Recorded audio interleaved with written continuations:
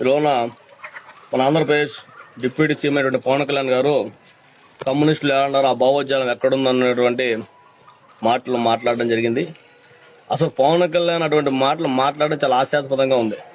ఎందుకంటే గతంలో ప్రశ్నించడానికి వచ్చాము, ప్రశ్నిస్తామని చెప్పి చెగువీరా ఫోటో బట్టి తిరిగినట్టు పవన్ కళ్యాణ్ ఈరోజున కమ్యూనిస్టులు ఏడున్నారు అంటే అసలులాగా కారు మీద కూర్చొని సినిమా షూటింగ్ చేసినట్టు వచ్చి పెద్ద ఎత్తున ఆందోళన చేస్తున్నటువంటి పవన్ కళ్యాణ్ ఈ రోజున మన రాష్ట్రం అంతా హస్తకష్టం అవుతూ ఉంటే, మరోవైపు దేశం ఆర్థిక వ్యవస్థ అంతా దెబ్బతింటూ ఉంటే ఈరోజు నిమ్మకు నీరెత్తినట్టుగా వ్యవహరిస్తున్నాడు.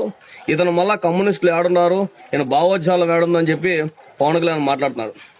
మనం ఒకటే చెప్తున్నాం, ఈ రోజు జనసేన పార్టీ పెట్టే సందర్భంలో ప్రశ్నించడానికి వచ్చాం, యువతకు ఉపాధి కల్పిస్తామని చెప్పినట్టు నువ్వు ఈ రోజున ఏమాత్రం న్యాయం చేసామని అడుగుతున్నాం.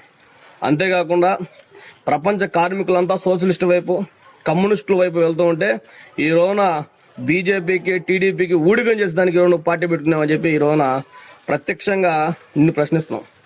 అంతేకాకుండా ఈ యొక్క సమాజం ఈ రోజున ఈ కూటమి ప్రభుత్వం వచ్చి 2 సంవత్సరాలు దాటుతుంది.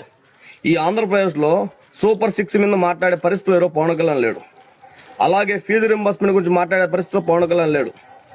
అంతేకాకుండా ఈ ప్రపంచానికి ముగ్గురుగా పంపిస్తున్నటువంటి మంగంపేట రైల్వే కోడలో ఉంటే మంగంపేట గనుల్లో పెద్ద అవినీతి జరుగుతుందంటే నిమ్మకు నీరెత్తినట్టుగా వివరిస్తున్న పవన్ కళ్యాణ్ ఈరోజు కమ్యూనిస్టుల మీద మాట్లాడతాం. చాలా బాధాకరం ఉంది. మన రాష్ట్రంలో గవర్నమెంట్ చేయాల్సిన ఉద్యోగస్తులు చాలా ఉన్నారు, భర్తీ చేయాల్సిన పోస్టులు ఉన్నాయి.